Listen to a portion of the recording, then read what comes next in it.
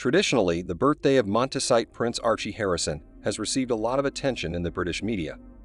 However, May 6 is also the anniversary of Charles II's coronation, so courtiers are reporting that the king spent the day reflecting on his role, as well as listening to the volleys of guns firing in various parts of Britain in honor of his ascension to the throne. As the press noted, none of the official royal accounts posted a congratulatory post in honor of the son of Sussex.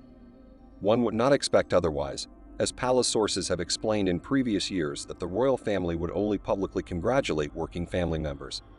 The Welsh children are not considered working family members, but their parents are the future king and queen, so it's clear. And what kind of congratulations could Archie expect from the palace, given the rift between Meghan, Harry, and the royal family?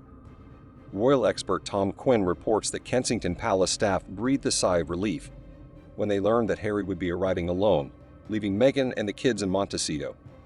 Also, Tom Quinn revealed that King Charles is desperate to see Archie and Lilibet, as there is no hope that Meghan will ever bring them to Britain.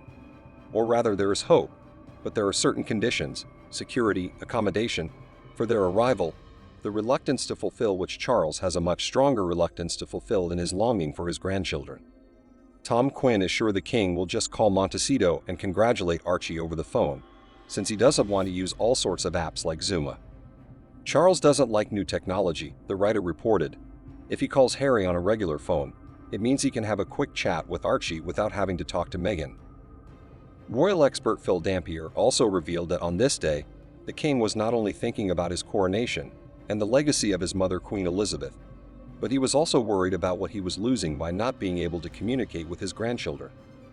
It's a bittersweet day for the king to mark the anniversary of his coronation, as it's also Archie's birthday, said Phil Dampier. I'm sure Charles is heartbroken that his grandchildren Archie and Lilibet are growing up on the West Coast, speaking with an American accent, and he barely knows them. Harry and Meghan may occasionally arrange calls via Zoom, but it's not the same as seeing them in person. Somehow I find all these stories about Charles pining for Montecito grandchildren too funny. According to the same insiders, Charles hasn't seen Archie and Lilibet since the Queen's Platinum Jubilee. But back then it was claimed that only Elizabeth met with the Sussex children, and all the other Windsors were busy doing their own things in honor of the Jubilee celebrations. But Tom Quinn, as usual, pretended to be aware of Meghan's festive plans for her son Archie's birthday.